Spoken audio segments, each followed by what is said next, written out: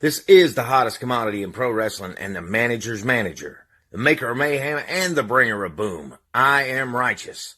You're watching Scott Larson and the hashtag truth. Boom, baby. Cause we're always okay. Always okay now for you. Always okay. Always okay now for you. Always okay now for you. Always okay now for you.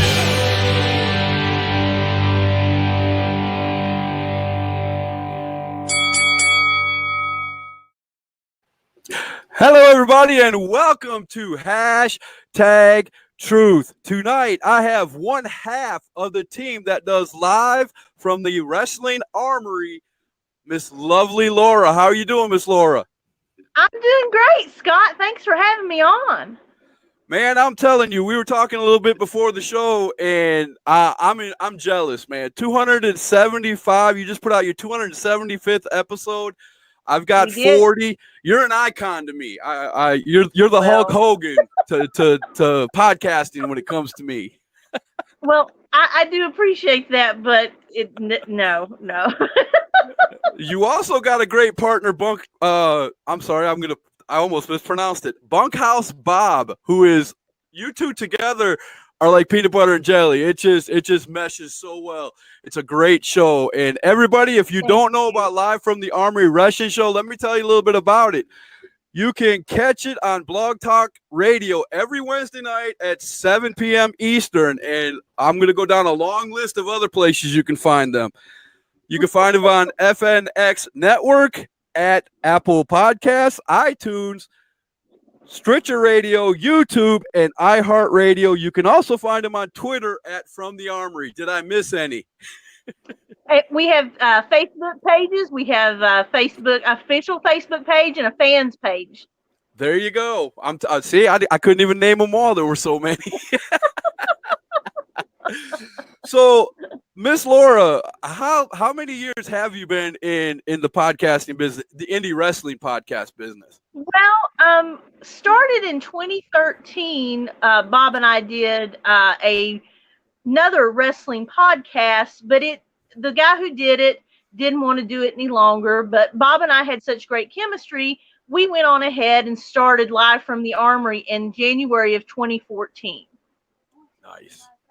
So 5 years you've been doing it. You just did your 275th episode, 2-hour episode, and it felt like 5 minutes because when I started listening to it, you guys were talking about AEW and all the wrestlers you had on and everything. Man, I was just soaking it in like a sponge. It was awesome to hear. And you guys talking about there was one part that I was really interested in when you guys were talking about the blind partner or the mystery partner for a tag team. Right. I love that part. I love that part, especially when you were talking about the old school wrestlers who did that and did it the right way. Right. I still believe it can be effective, but it's just got to be done the right way. My example was when Nikita Koloff turned face right after Magnum TA's tragic accident. In my opinion, that's the biggest face turn in the history of professional wrestling. No doubt. I wouldn't argue with you a bit on that one. Man, I'm telling you, the names that have come through your podcast, I just listened, I'm not going to lie, I just listened to a few, maybe 4 or 5 of them, but some of the names that are from this area, I mean, it's just amazing how many people, and you're talking about going to all these shows and taking pictures with all, I'm so jealous. I really am. Well, you just go up to them at, the gimmick table and say, hey, and Bob and I have worked so hard to gain trust. We just provide a platform. We don't censor anyone, whatever they want to talk about. We've had some people come on and just bury everybody that they know. And, we just let them do it. But we have had a lot of great people on the show, especially, I'll go ahead and throw out names. Throw some names. I want to hear them. Cedric Alexander was our second guest. We had him on once after that. We've had on Joey Ryan, Steve Corino, Diamond Dallas Page, Bill Apter, Caleb Conley, Zane Riley, Jake Manning, the guys from $5 Wrestling, which I think is probably one of our funniest and wildest episodes ever. And we've had on George South, Oh, Matt Hardy, before he did the delete and the broken gimmicks. oh, oh. It's just, we've been lucky and fortunate that people have trusted us to let them, well, not to let them, but we've given them a platform to, like you were talking earlier, to give people some confidence in doing some promos. And we do have big names on there, but we've also had, young indie talent like Montana Black. We've had Darius Lockhart. We've had Ian Maxwell. We've had Big Ya. I mean, Oh, we've had a lot of people in the Carolina wrestling scene on our podcast. And we also go out west. We've had Peter Avalon, who is now one of the librarians in AEW. We've had great. Leva Bates on. We had Stu Stone, who was at one time associated with Championship Wrestling from Hollywood. Wow. Alex Parker. We just had a whole lot of people who, at the time we started, there's not a whole lot of podcasts out there for indie wrestlers to come on. So, we've allowed people to have this platform, and we enjoy it. We respect them.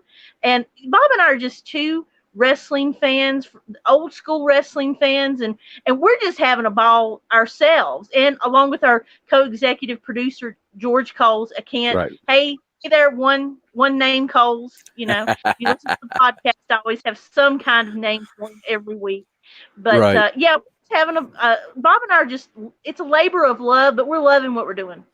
Exactly. That's the same way I am. My podcast that we talked a little bit before the show again, that, on my podcast, I've got so many people yelling at me, you got to get the big names. You got to get the ones that are about to go into, NXT and AEW. And I'm like, no, that's not what my show is about. It's about the guys who are, not that I'd say no. I mean, if Cedric Alexander were to get on Facebook and say, hey, Scott, I want to do hashtag, I'm not going to say no.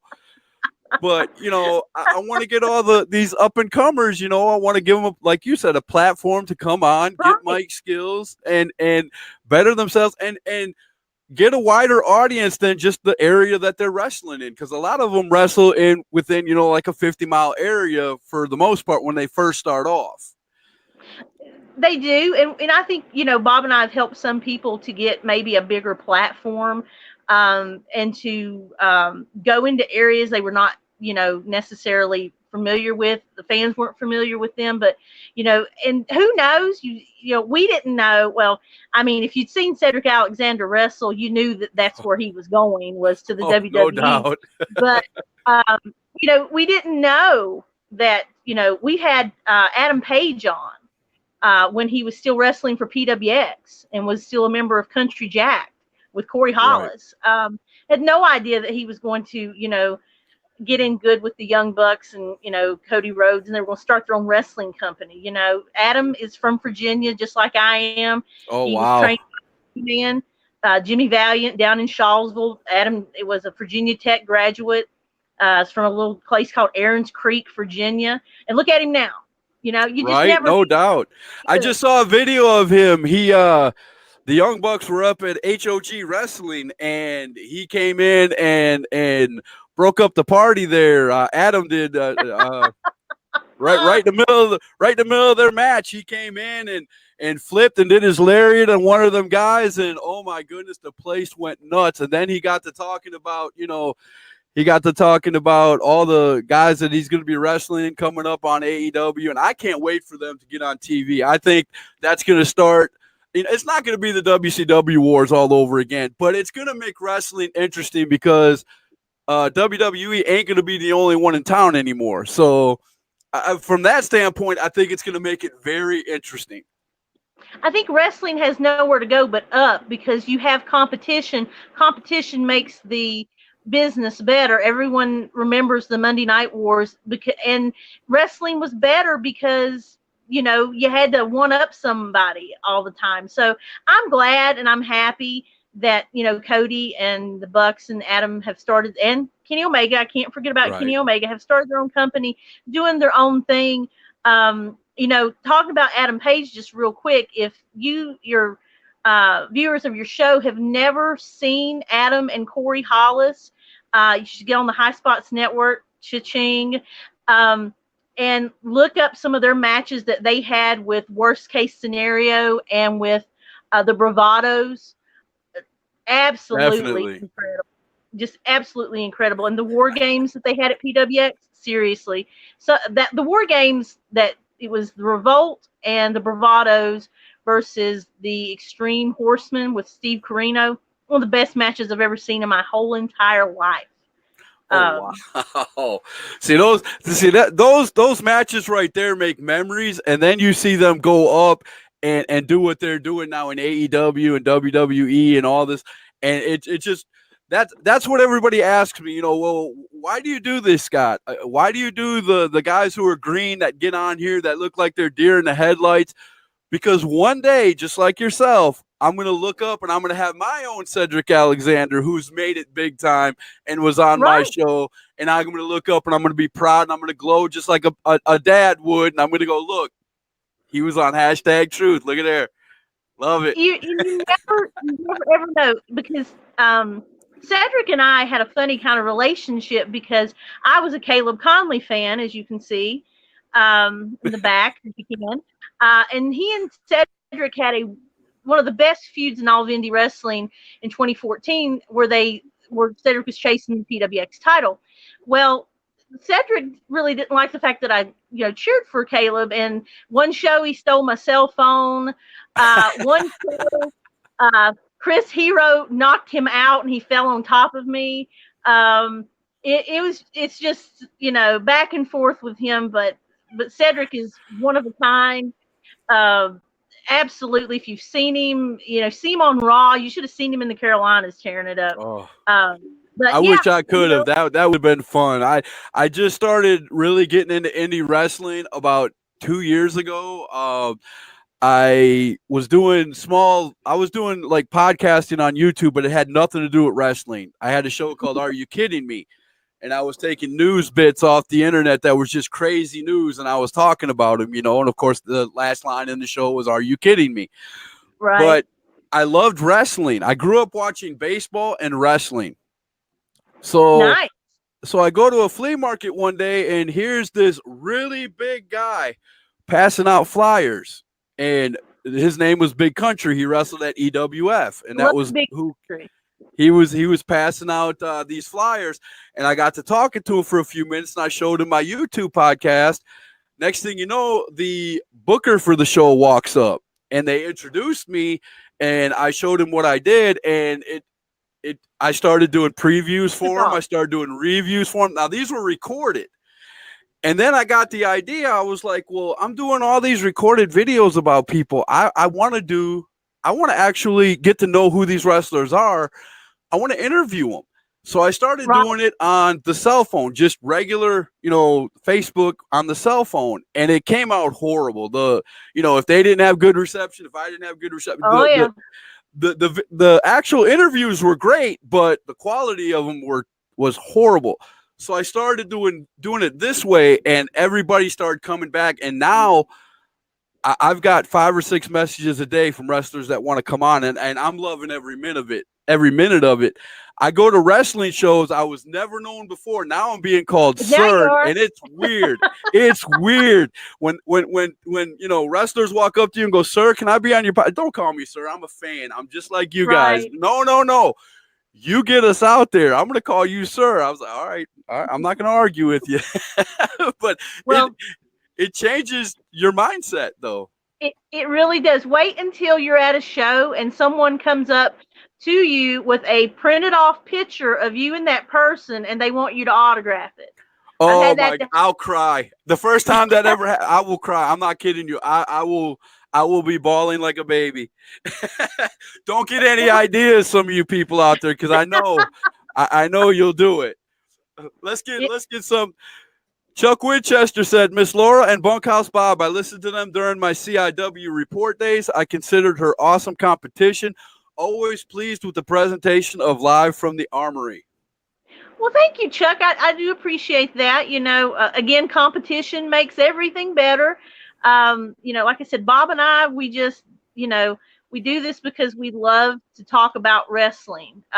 We also, we like to kid around, kind of keep, I think that he's, Bobby the Brain Heenan and I'm Gorilla Monsoon. He can't figure out where things are on a map and doesn't really speak proper English, Um, so you know how that goes, but we have a really good time, and we he and I see each other once a year in person at WrestleCade. Which if you guys haven't been to WrestleCade, I highly recommend going to WrestleCade. It's so much fun. We've met so many people there. That's where I met Bill Apter and got in good with him and had him on the show, and it's just a lot of fun. And as a matter of fact, I'm going to the Gathering, which is not the Gathering of the Juggalos, which I've had to explain many times because people are like, oh my gosh, you're going to the Gathering? You're going to put on makeup? I'm like, I always wear makeup. What are you talking about? And they're like, no. No, clown makeup. You gotta wear the clown makeup. It's like, no, I'm not going to. I mean, not that I wouldn't mind going to the Gathering of the Juggalos, but no, that's not where I'm going. So I'm going to a wrestling convention in Charlotte on Thursday. So lots of old school people are going to be there. Looking forward to it a whole lot. But yeah, I can't say enough about Bob. He's just so he's so knowledgeable that it's freaky how knowledgeable he is about professional wrestling. He's been a fan since like 1868. And I say 1868 because he's older than I am, and I don't let him forget that for one moment. We have our own resident psychologist, Dr. Goozeltron, the Gray Lobster, which if you don't know what that's all about, you need to go back into the archives and dig up the episode where the Gray Lobster made his debut. Just think the Black Scorpion. Just think about that. Right. So that's got to be a lot of fun. Now I've got to ask you. When I have referees on, I ask this same question. So I'm going to ask you as a podcaster because I told you mine earlier, and I'll repeat it again. But what was the craziest thing you've ever heard somebody say on your podcast? Well, I had someone, like I was telling you, call in and just bury everybody in his path. We had no idea that was going to happen. He just started going off on people, and we were like, "Yeah, okay." Probably a crazy one was when Jeff Hart from $5 Wrestling said he wanted to wrestle the world heavyweight. He wanted to wrestle Big Donnie, but not for the title. We're like, why would you not wrestle him for the title? And if you've ever heard Jeff Hart speak, you need a redneck Canadian interpreter. A redneck Canadian interpreter. Yes. Oh boy. Like I said, that's one of the weirdest ones I would think. But more than most often we have people who just want to come on and tell a story and let people know about them. We talk wrestling, but we also talk about what they're like outside of the ring. I like anime and a lot of wrestlers nowadays. I kind of get in trouble for doing that on my show. A lot of people come on here, a lot of the owners come on here, and they're like, "Stop breaking down the fourth wall. Stop doing this stuff. They need to stay in kayfabe." Well, what you don't understand is we do podcasts. I like to do mine for about an hour. I see that yours is hour, 2 hours long, and if we stayed in kayfabe, we might get 15, 20 minutes out of these people. Right. That's it. And then we're done. We wouldn't even be able to get sponsors on or nothing. You know what I'm saying? We had Elijah Evans on, and he was in character, and we got probably 5 minutes, and he hung up. So I understand how, and that was fine. He was in character. And we just, went on with it. But yeah, I mean, so I understand that. I totally understand that. It's a little hard to keep that. I mean, there are some people who have gimmicks that can last an hour. I mean, oh yeah. I mean, if they had, a gimmick like The Rock, I mean, you could get an hour out of The Rock easily. Stone Cold, easily. People like that. But when you're doing indie wrestlers, and I'm not downing them in any way, shape, or form when I say this, but they're new to their gimmicks, they're new to doing promos, they're new to, Right. and it's really hard. It's really hard to pull an hour out of somebody who is new to the business. It is It very would be hard. nice to see it. It would be nice to see it, because some people just have that it factor, but Oh yeah. a lot of Yeah. times it's not going to happen real quick. But yeah, my craziest moment, everybody knows it. I'm not going to mention the wrestler's name, but he threw his wife under the bus and said he'd divorce his wife if somebody would hire him to wrestle. And it was Oh, talking about a jaw dropping moment. I didn't know how to react. I well, really, who would? When you say something like "I divorced my wife," you're like, "Are you kidding, buddy? Are and you the kidding? wife was in Really?" the next room. That's what Oh, really Lord. got me. Because the next question I had was, well, where is your wife? Oh, she's right over there. I would have gotten something thrown at me. I mean, this No wall kidding. wouldn't have protected me at all. Yeah, man, who does that? Ooh, I mean, I've heard people selling their soul. I guess getting rid of their wife too to get a contract. Anything to get that contract. I mean, I've heard things from I'll drive across country, I'll fly overseas, I'll go overseas and leave my family behind for a little while, Right? but not, I'll just flat out divorce her and go on. I was like, wow, that ain't what you say, brother. That ain't gonna get you over. Not anywhere that I know of, anyway. Especially since you're not over yet. Right, exactly. Have you ever been in an interview where when it started you were excited, but when you were like 2-3 minutes into it, you realized, uh-oh, I really don't want to be here? No, not really, because we do try to keep people, upbeat. We did do a interview with someone.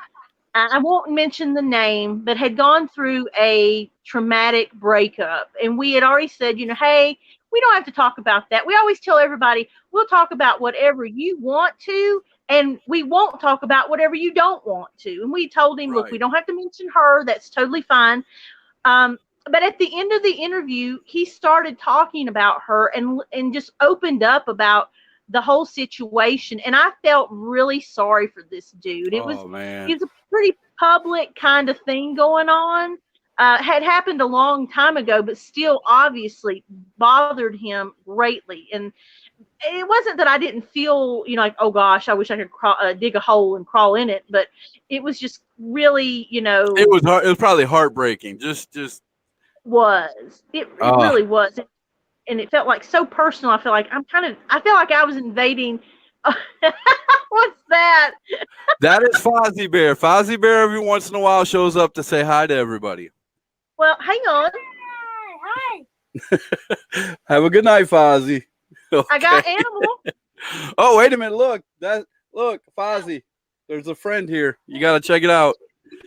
There's Animal. She's got Animal. See? She got her friend. It got the friend Animal. Say waka waka waka. Waka waka. All right. Gotta go. That's hilarious. Crazy. That's my daughter. She's actually trying to, in a way, she's learning to be a ventriloquist. So she's got like 5 of those dolls, and Okay. Nothing she wrong with takes that. yeah, she takes that Fozzie Bear to the wrestling show that I frequent at EWF, and there's a group there called the Unbookables. They're a heel group. And there's one guy in the heel group called Eric Anton who came out when she Okay. had that, and he acted like he was definitely, first time he saw it, he acted like he was definitely afraid of it.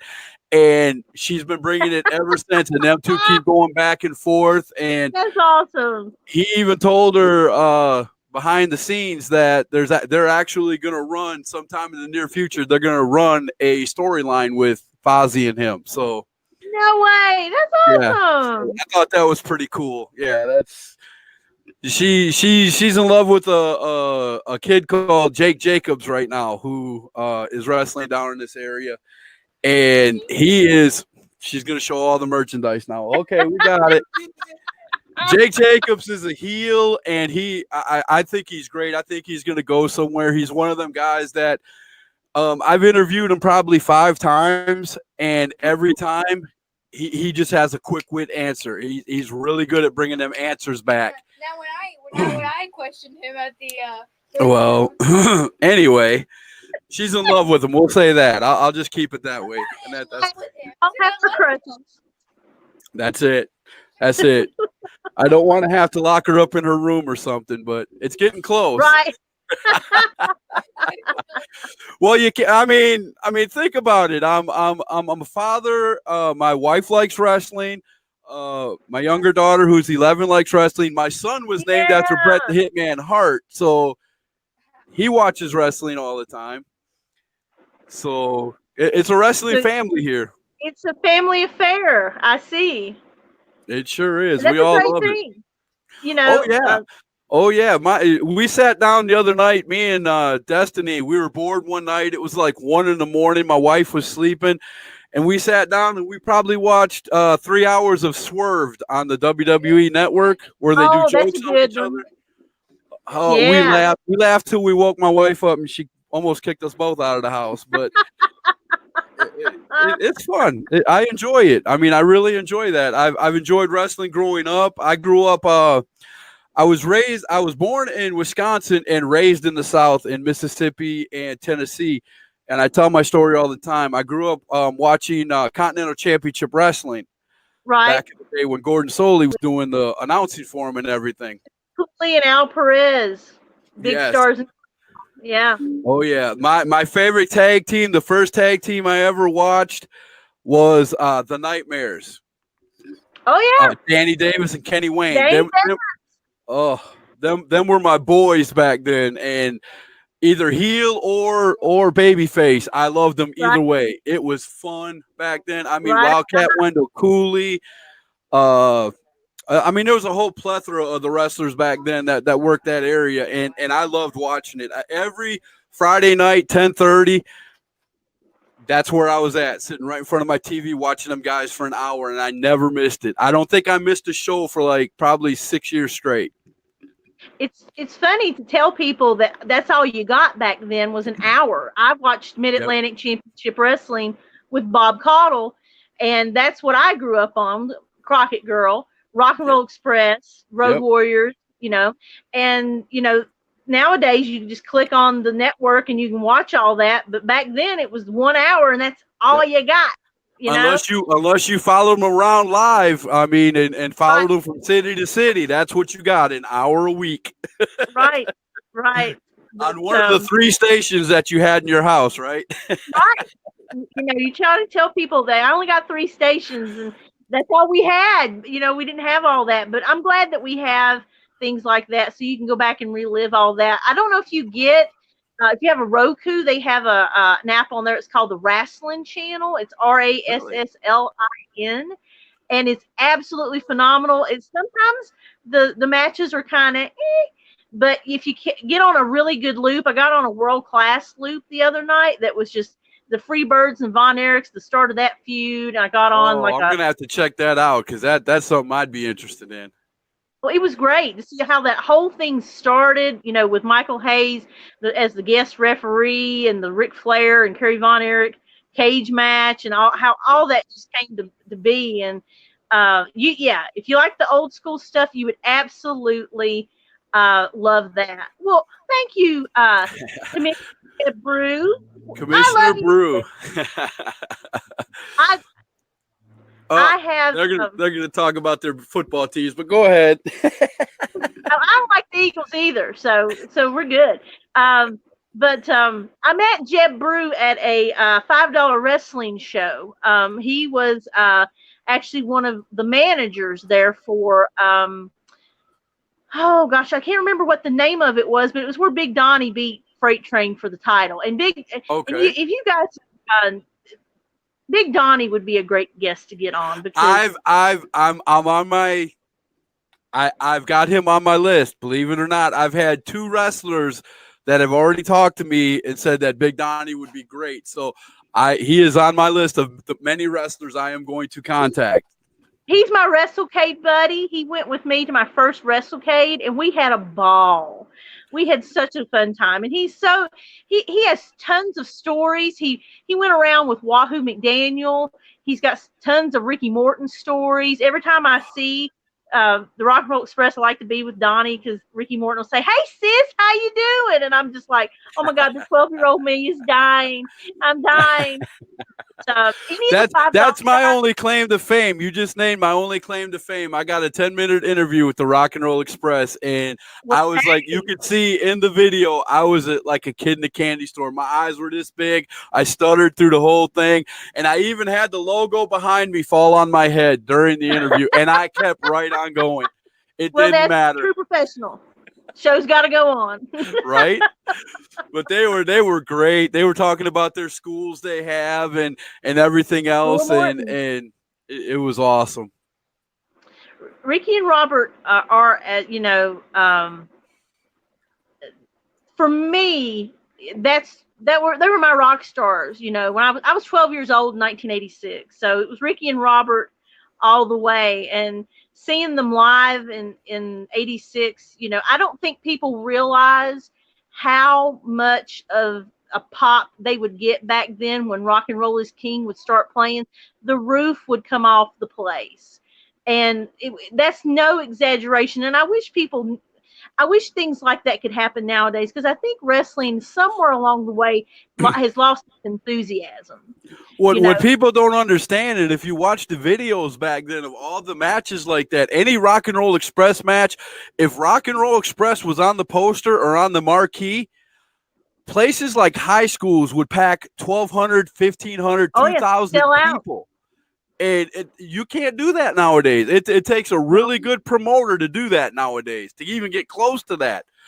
Oh But yeah. back in those days, with the tag teams they had and the wrestlers that they had and the way they built each other up and brought each other up without the egos that are in wrestling today, that's how everybody got popular. And I love what they say, and it's awesome because their big claim to fame is we're in the WWE. He shows his ring all the time. It says we're in the WWE Hall of Fame, but we never wrestled for them.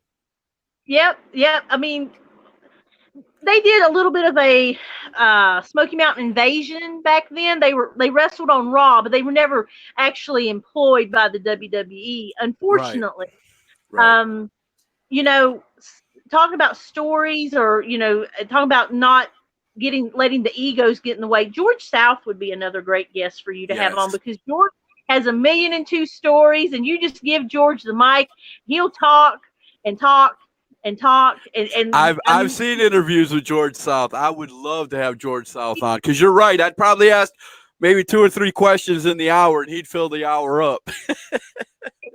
Great stories of and he'll tell you about he trained Cedric Alexander, he trained Tessa Blanchard, Caleb Conley, Zane Riley, Jake Manning. He was even training Reed Flair before he passed away. He helped train Richie Steamboat. It was just, George is awesome. He really and truly is, and I'm really proud and honored to call him a friend because he's old school, and he just lost the AML title, which is America's Most Liked Wrestling, out of Winston-Salem, North Carolina.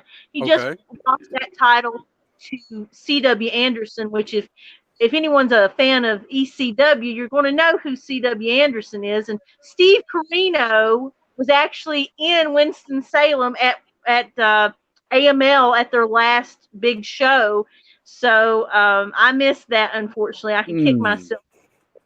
But that's the kind of things you're going to see at an indie show. And Bob and I are always telling people, don't just support WWE. Go to your indie shows because you're going to see people that might be on WWE in the future, and you're going to have to wait in line at Access or pay an exorbitant amount of money, get an autograph and a picture. Go do it while they're on an indie show when they really use your money. That's it. That's what I tell. I tell fans that all the time. I'm a fan too. I've got a lot of promoters and people that when I go around, they want to tell me what's going on behind the scenes. I don't want to know. Oh, I don't want to know. I want to watch. I want to be one of them. I want to freak out when something happens. I'm not going to do that screech thing that I usually do, but man, I'm telling you, the fan part is the best part of this whole gig, you know? And I get to interview wrestlers, and then I get to go watch them, and I had a ball. I've interviewed 5 or 6 wrestlers for the AWC show that I just went to, and I got there and I had a great time. I showed up. I asked one guy to do a promo for me, my little intro promos. You're watching #Truth. right. Next thing you know, I had 6 people coming up to 6 different wrestlers coming up and going, "Hey, can I do that? I'd love to do that for you. Can I do that?" Oh, wrestlers love that stuff. They love putting themselves over. All you got to do is just give them a platform, and most of the Exactly. time they'll do it. And that's one reason that Bob and I, I think have been so popular and so well liked, is that we just give people a platform to do Right. what they would Unedited, normally do. unscripted. I mean, just let them Right. come on and say how they feel and who they are and what they're about and where they want to go. And you never know, when these wrestlers start talking, they might have had the same likes. They might have liked the same wrestlers you did when they were growing up. Yeah. And next thing you know, you're like, oh, well, they start talking and saying they've got, these moves and things like that. And you start looking and going, how can a guy that big have that move in his arsenal? Well, maybe I need to go watch this guy, J.D. Drake comes to mind. Don't let the physique. Don't say that fool name you. to me. I've been begging that man for probably 2 straight months to come on my show, man. I even put a thing out on Facebook that said, if you guys want to see James D. Drake on my show, shout below. And I had like 200 people shout out below. And then he said, maybe. That's just him. First time I ever saw him was at a show in Chester, South Carolina, APW. There was a guy, his name's Justin Fireball. He's a wrestler down in that area. He used to have grindhouse shows at Tremont in Charlotte, which Tremont's no longer there. Saw him at a grindhouse show, just tearing it up. And I'm like, yeah, you see him on Evolve, and I'm like, you remember those grindhouse shows? And he's like, yeah, I sure do. But keep at him. I know he's got to be kind of careful because of being involved with Evolve, but just keep after him. He'll do it. Oh yeah. I mean, I'll sign anything. I'll stay away from anything. I'll do whatever he wants me to do. Just, I mean, give me 15 minutes. I'll be happy. I'm not asking for the moon. Well, we had to do that with him too. A really brief interview before he and Anthony Henry were going to wrestle together as the workhorsemen. Okay. Anthony Henry would be a good guy to get on to. He's great. I'm gonna go back after the show.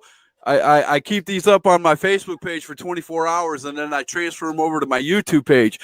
So when I go back to check the quality on YouTube and all that, I'm gonna write all these names down that you're saying, and I'm gonna make sure I get a hold of them. And when I get a hold of them, I'm gonna say, "Lovely Lora said you would be a great interview." And I recommend everybody that's been on our show. Just absolutely, I've enjoyed getting to know all the wrestlers and have made some really good friends with them. And for me, I'm a little girl from Appalachia, and the fact that I'm talking to people who are on WWE now just blows my mind. We were able to get Ricochet for just a small, my favorite wrestler in WWE. It was just very small because he was going to be wrestling for PWX. He was going to be wrestling for the title in a 4-way, I believe what it was. And we owed Tessa Blanchard because they were dating at the time. And Tessa's a good friend of our show. So, and we even got Drake Maverick when we had Renee Michelle on. Got Drake Maverick and just a little bit, we've just been so lucky. I told you I was jealous when we started off, and now it's just getting worse. Just keep at it. You never know. I will. But I got a funny story about Ricochet. I was talking to a friend about Ricochet, who was in NXT at the time. And I was like, man, this kid, I saw him wrestle at HOG Wrestling, another podcaster that I listen to. He is an announcer up there at HOG Wrestling up in New York. And he was wrestling up there. And I was like, okay. And I started watching him and I was like, oh my gosh, this kid's got the moves. I mean, I didn't see him on the mic or anything, but just his in-ring moves, I was like, there's no way this kid ain't going to the WWE. A couple of months later, I see him debut on NXT, and I'm like, oh my goodness. And I told my friend, I said, you got to see this kid called Ricochet. He's like, Ricochet? Who's Ricochet? I'm like, watch. And it just happened to be the NXT episode where when he watched it with me, he was at his house, I was at mine, but we were, talking. It was the one where he come running from the ring, flipped over the top, and landed on his feet on the outside right in front of Aleister Black, I think it was. Yeah, you're right. Mm-hmm. And my jaw just dropped, and he went, okay, enough said. I'm watching. Bye-bye, click. Well, if you like his NXT stuff, you should check out his Dragon Gate stuff because he was Dragon Gate champion. And also Lucha Underground, he was Prince Puma. Yes, I found that out later. Yes, somebody had told me that while I was doing a podcast here. They were like, oh, yeah, we used to watch him on Lucha. I'm like, what? I watch Lucha all the time. I never saw him. He's the Prince Puma. I was like, no, come on. Don't tell me that. Now I got to go back and watch I got to go watch all them episodes again. But, oh, man, he is just magnificent. I mean. He really is. And I have a funny story about meeting him. I met him at PWX when he came, and I had a Phil Singer Games card from the Dragon Gate expansion that they did, and I gave it to him, and I whispered into his ear. I said, I really love what you do on Wednesday nights. And he looked at me. He said, you don't have to whisper that. Say that really loud so everybody can hear you. He's like, you don't have to whisper that. I'm like, okay, but seriously, talking about indies, go to the indie show because I got to meet Cody before he got all entangled. I got to meet him. I got to meet the Young Bucks. I got to meet Johnny Gargano, Candice LeRae. I got to meet Ricochet. Samoa Joe, before he got signed to NXT, came to PWX. I got to meet him. So go to your indie show, seriously, because you won't regret it. I promise. And you're talking about the gatherings that they have when they bring all the Hall of Famers together and things like that. Go to those because, believe it or not, a lot of these indies wrestlers will show up there just to get to be seen. Oh, yeah. So you never know who will show up at any given gathering for any kind of wrestling event. You just got to show up and I got my fingers crossed for CM Punk someday. I know that's a pipe dream, but it's my pipe dream. Everybody wants CM Punk to show up at AEW. Everybody wants, because what they're doing with Shane McMahon and saying that he's the best in the world. Everybody wants to show up at AEW just to prove that he still is. And I heard what you said on the show. You said, it's probably not going to happen, but you're going to mark out if it does. I'll be a screaming Mimi. Trust me. I tell the story about 2 years ago when the Hardy Boys came out at WrestleMania, and I almost jerked my 11-year-old daughter's left arm off her body. She'll tell you. I was screaming. I was like, look, the Hardys. They can still make those moments in wrestling today, folks. They certainly can. Jeff Hardy, Matt Hardy especially, I gave a hard time because to me he was boring.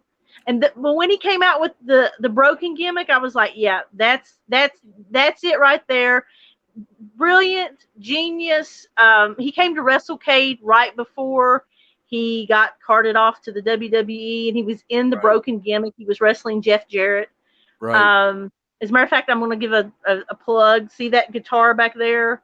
Oh, there you go. Yeah, that's got delete on it from that. But just go to an indie show, people. And I say, I mean, just think about it. Like we said, we're people who are trying to get interviews for these folks, but you guys can, and we can too. I'm not saying we can't, but $5, $10, to go see these guys, because once they get to the WWE, that's going into triple digits without a doubt. You're paying Yeah. $100 a show, even for nosebleeds half the time. So, I mean, I think you can find less, but if you want the good seats to where you're actually going to see the action without binoculars, you're going to pay triple figures. I think NXT tickets that just came through Charlotte, I think they were like $200 for the front row. That's NXT. Wow. It's not Raw or SmackDown. I mean, I can't imagine. When I went to Raw the last time I went, I think it was in 2013, and second row seats were $98. Wow. And it wasn't even really good second row seats. Right. So I can't imagine what those. Me and my wife, when I was in Milwaukee, before we moved out, I live in South Carolina now. Before we moved to Milwaukee, my wife got 2 tickets through her work to go to a SmackDown. I believe nice. it was 2011. No, not 2011. It was 2006. Big Show was still wrestling. Big Show was still on the card, wrestling almost every week. So you could tell how far back it was. And I was sitting there talking to her, and we were right at the end of the ramp, like 3 rows in. So we could actually stand up and walk over and, get the hand slap if he was doing it. And I was telling my wife, I was like, the Big Show can't be as big as he seems on TV. I mean, he just can't. Then he came out, and he's the only wrestler in my entire life that I had to do this to. Exactly. I was like, he is. Oh my God. He was.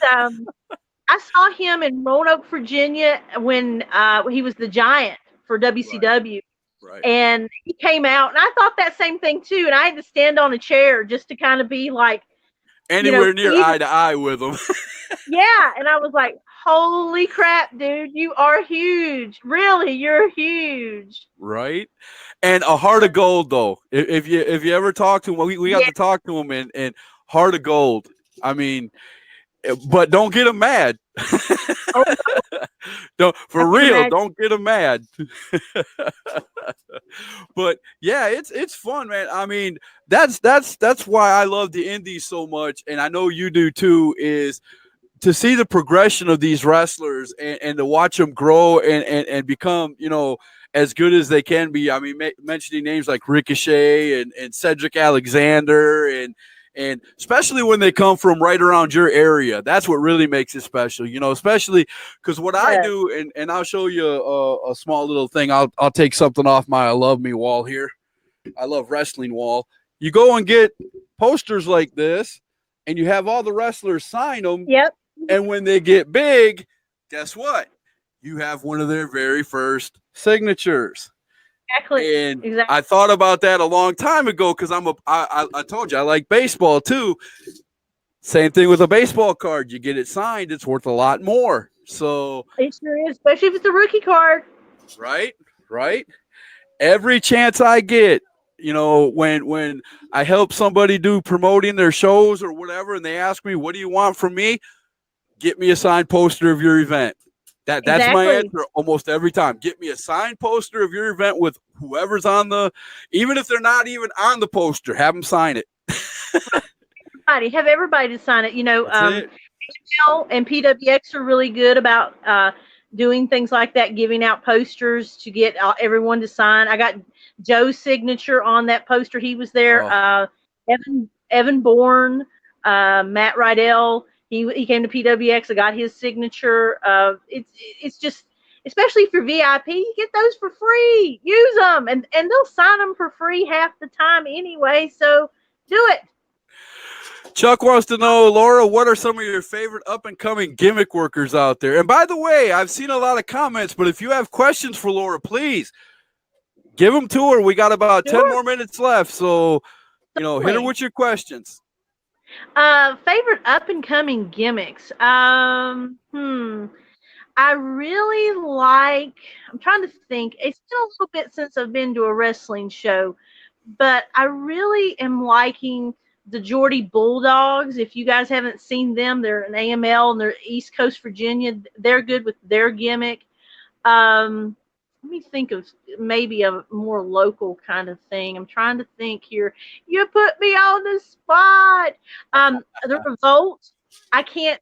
I gotta. Give props to my BFF Caleb Conley and Zane Riley for the Revolt with Jake Manning. Which, if you guys haven't seen Jake Manning and his Man Scout gimmick, Jake Manning's one of the best wrestlers I've ever seen ever. And the reason or the fact that he's not signed to somewhere bigger is beyond me. The Gymnasty Boys. The Gymnasty Boys. Now you're getting to somebody I really do know. Now that's our area. Yes, ma'am. White Mike. The first time I ever saw him, I didn't even know he was White Mike. I've looked back at pictures and I'm like, oh my God, that was you.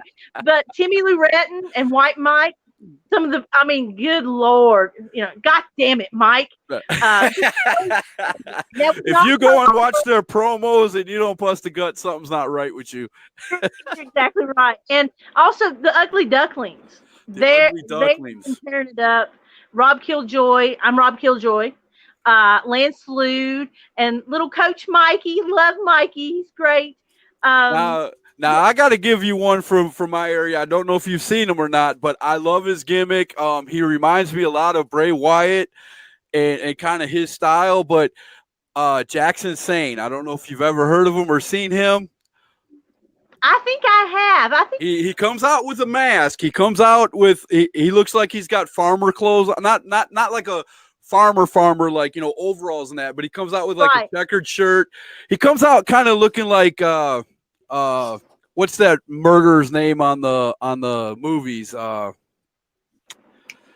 to think. Whatever. Jason, something like that. He comes out with that look, but then from here up, he's got this really evil mask on, and then he pulls it off, and he's got face paint on, and he does a cackle like the Joker. And while he's wrestling, and people literally, I've seen kids at the show literally be sitting front row, and by the time the match is over, they're like 4 rows back. They're so scared of this guy. Because he'll look at you and he'll start pulling his hair out, his real hair. He'll start doing this and he'll go, and he'll scare you. You got to look up his Facebook page. His picture on Facebook page. It's JAXNSAINE. Jackson Sane. I think we might have had him on as a guest, he's a Christian guy. He's really soft spoken. You'd never guess if you met him outside of his gimmick that was Jackson Sane. But when he even did my show, one of my old podcasts that I did off of not using this platform, but just using the cell phone, he actually came on and he was like out in the barn and it was all gray out. It was dark. And oh my goodness, it was a fun night. He was cackling out there and doing his gimmick for the first like 20 minutes of the interview. I mean, I was scared to death. I'm not gonna lie to you. It was that good. Well, he's doing his job. Those are the best kind of wrestlers that make you believe that they're whatever it is they're putting out there. Like Bruiser Brody scared the crap out of me growing up. Abdul the Butcher, Kabuki. Right.